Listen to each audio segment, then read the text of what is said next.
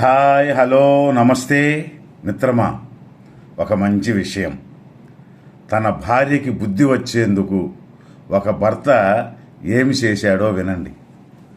ఒక వ్యాపారికి తన 40వ ఏట అతని భార్య మరణిస్తుంది. అతని బంధువులు, తల్లిదండ్రులు, స్నేహితులు కూడా తన బిడ్డ కోసమై మరో పెళ్లి చేసుకోమని సలహా ఇస్తారు. కానీ ఎందుకో అతనికి నచ్చక ఒప్పుకోకుండా తానే తల్లిగా, తండ్రిగా తన భార్య గుర్తుగా ఉన్న కొడుకుని పెంచి పెద్ద చేసి మంచి ప్రయోజకుడిగా చేయాలని ఎవరు ఏమనుకున్నా తన కొడుకు కోసమే కంటికి రెప్పలా చూసుకుంటూ తన కోసమే బ్రతికాడు. తాను అనుకున్నట్లే కొడుకుని మంచి చదువులు చదివించి ప్రయోజకుని చేసి పెళ్లి చేసి అతను కష్టపడి సంపాదించిన ఆస్తిని, వ్యాపారాన్ని కొడుకు చేతుల్లో పెట్టి వృద్ధాప్యంలో సంతోషంగా గడపడం మొదలుపెట్టాడు ఆ వ్యాపారి. ఒక రోజున భోజన సమయంలో పెరుగు వేయమని కోడలితో అన్నాడు. పెరుగు లేదని ఆ కోడలు చెప్పడం అప్పుడే ఇంటికి వస్తున్న కొడుకు చూశాడు. తండ్రి భోజనం చేసి వెళ్ళిపోయాక కొడుకు, కోడలు భోజనానికి కూర్చున్నారు. కథ ఇంతవరకు ఓకే. అక్కడ డైనింగ్ టేబుల్ మీద కావలసినంత పెరుగు ఉంది. అది కొడుకు చూసి తన భార్యను ఏమీ అనకుండా వెళ్ళిపోయాడు. తాను భోంచేసి ఇంటి నుండి షాపుకు పోయాడే కానీ అప్పటి నుండి ఏ పని మీద శ్రద్ధ పెట్టలేకపోయాడు.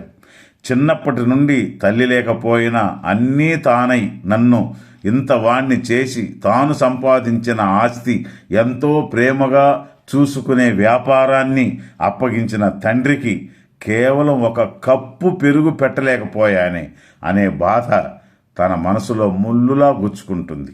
ఆ సమయంలో భార్య మీద కోపపడినా ఏమీ రాదు అని ఆలోచించి తన తండ్రిని తీసుకుని పక్క ఊరిలో ఉన్న ఒక ఇంటికి తీసుకెళ్ళి అక్కడ అన్ని సౌకర్యాలు కల్పించి తండ్రిని అక్కడే ఉంచి రహస్యంగా ఇంటికి వస్తాడు. కోడలికి మామగారు ఎక్కడికి వెళ్ళారో అర్థం కాలేదు. తన భర్తను కూడా అడుగుతుంది. నాకు కూడా తెలియదంటాడు. కోడలు ఆలోచనలో పడింది. ఇలా వారం రోజులు గడిచింది. కోడలికి ఏమీ అర్థం కాలేదు. ఒక రోజున షాపులోని గుమస్తా ఇంటికి వస్తాడు. అప్పుడు ఆమె మామగారి గురించి అతనిని అడుగుతుంది. అతను ఏం జరిగిందో తెలియదమ్మా, పెద్దయ్య గారు మాత్రం పెళ్లి చేసుకోబోతున్నారమ్మా, ఇక్కడే ఈ ఇంట్లోనే కాపురం పెట్టబోతున్నారంట, వ్యాపారం కూడా పెద్దయ్య గారే చూసుకోబోతున్నారంట, మీరు అద్దెంట్లోకి వెళ్తున్నారంట అని అంటాడు. ఆ మాటలు వినగానే కోడలికి ఒక్కసారిగా షాక్ అయిపోతుంది. కొత్త అత్తగారు వస్తే ఏమి జరుగుతుందో కళ్ళ ముందు 70mm స్క్రీన్ మీద తన జీవితం కనబడుతుంది. అంతే, వెంటనే వెళ్ళి ఆ గుమస్తాను కలిసి మామగారి దగ్గరికి వెళ్ళి కాళ్ళ మీద పడి క్షమాపణ అడుగుతుంది. మామగారికి అసలేమా ఏం జరుగుతుందో అర్థం కావట్లేదు. అప్పుడు కొడుకు వచ్చి, నాన్న, మీ కోడలికి ఒక కప్పు పెరుగు విలువ తెలియజేయడానికే ఇదంతా చేయాల్సి వచ్చింది నాన్న అని అంటాడు. మిత్రమా, మన కోసమే బ్రతికే మన తల్లిదండ్రుల్ని మనమే చూడకపోతే ఈ బ్రతుక్కి అర్థమే లేదు మిత్రమా.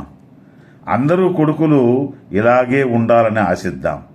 ధన్యవాదాలు.